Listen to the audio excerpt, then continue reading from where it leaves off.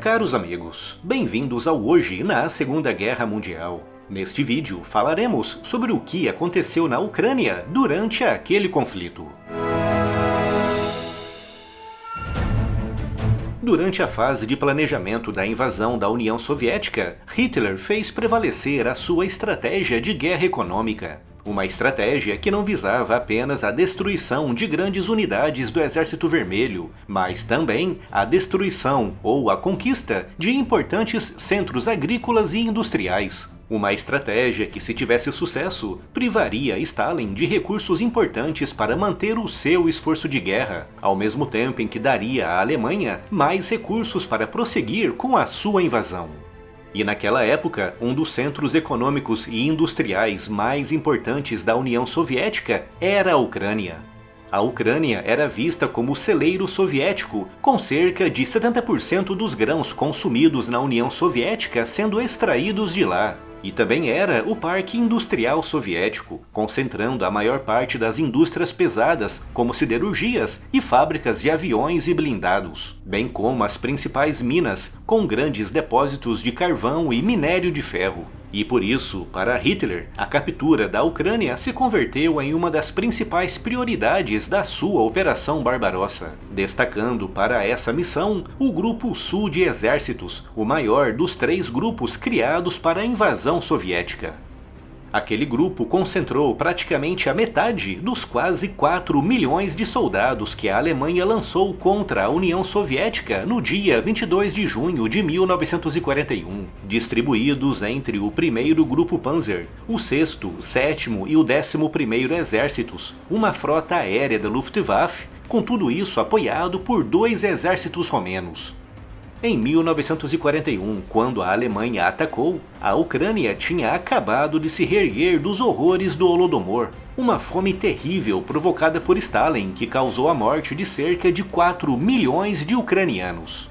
Stalin, apesar de aliado de Hitler desde agosto de 1939, sabia que a Alemanha, mais cedo ou mais tarde, atacaria. E sabia que precisaria dos recursos agrícolas, minerais e industriais da Ucrânia para ter ao menos uma chance de vencer essa guerra. Por isso, em 1941, a Ucrânia já tinha se convertido na República Soviética mais industrializada, produzindo praticamente de tudo, com Stalin se preparando ali para a invasão alemã que ele considerava como sendo inevitável, criando na região a chamada Frente Sudoeste, sob o comando do coronel-general Mikhail Kirponos. Uma gigantesca formação militar que em junho de 1941 era formada por quase 2 milhões de soldados, com quase o dobro dos blindados alemães à disposição do Grupo Sul de Exércitos.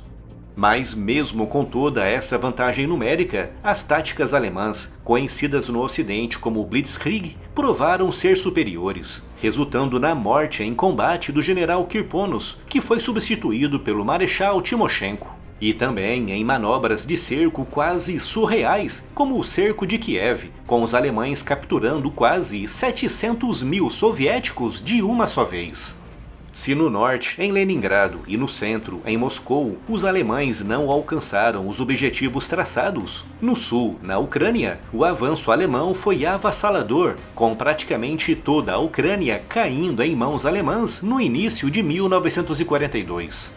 Para a administração daquela gigantesca e muito rica região, os alemães criaram o Comissariado do Reich para a Ucrânia, uma organização destinada à governação civil, cuja liderança foi entregue a Alfred Rosenberg, o maior teórico e ideólogo nazista, visto por muitos como o criador de muitos dos conceitos racistas que levaram a atrocidades terríveis contra judeus, ciganos e também eslavos.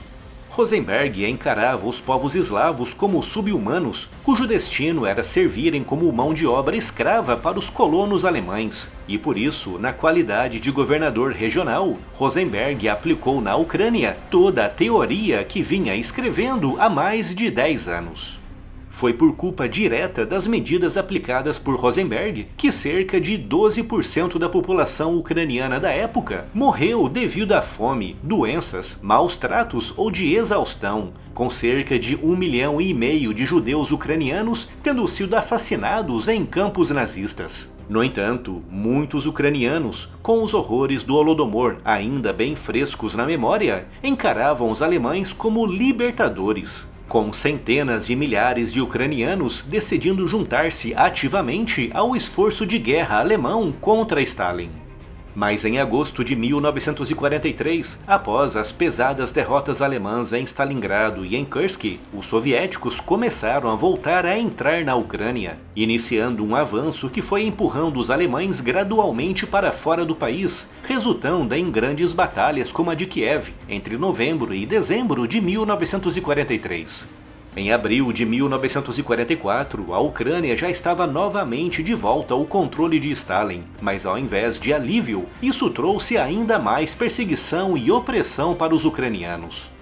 Desde os anos 20 que Stalin sabia que a Ucrânia era um grande centro de oposição ao poder central de Moscou, com muitos historiadores, aliás, argumentando que esse foi um dos motivos que levaram ao Holodomor no início dos anos 30. E por isso, conforme os territórios ucranianos voltavam gradualmente para as mãos soviéticas, a polícia secreta de Stalin lançava nessas áreas grandes ações para identificar e localizar qualquer um que tivesse colaborado com os alemães, iniciando uma autêntica caça às bruxas que foi usada por muitos ucranianos para se vingarem de opositores e vizinhos, com muitas pessoas tendo sido injustamente acusadas de colaboração apenas por causa de alguma desavença antiga.